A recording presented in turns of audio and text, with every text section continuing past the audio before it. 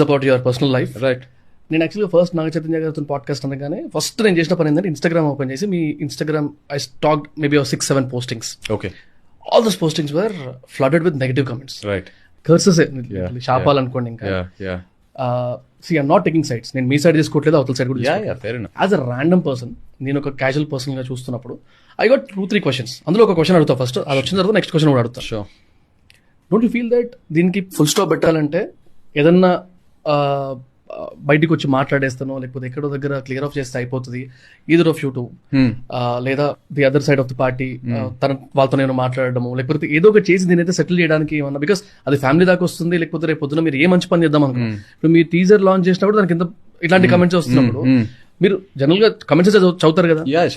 So will it not effect you, or did you never feel that అది ఇట్లా చేస్తే అయిపోతుంది? అంటే మీ ఫుల్ స్టాప్ అనే క్వశ్చన్ కి నా ఆన్సర్ ఏంటంటే, ఇప్పుడు ఎప్పుడైతే నా మ్యారేజ్ నుంచి యునో బయటకు వచ్చి, my first marriage with Samantha, బయటకు వచ్చి you know we want to go our own ways, ఎంతో ఒక రెస్పెక్ట్తో బయటకు వచ్చి ఆ పోస్ట్ అయితే పెట్టాం ఫర్ అవర్ ఓన్ రీజన్స్.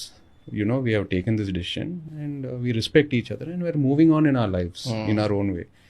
ఇంకా అంతకంటే ఎక్స్ప్లెనేషన్ ఏం కావాలి బ్రో, నాకు అర్థం కాదు. అంటే I'm hoping the audience and the media will respect that. We have asked for privacy.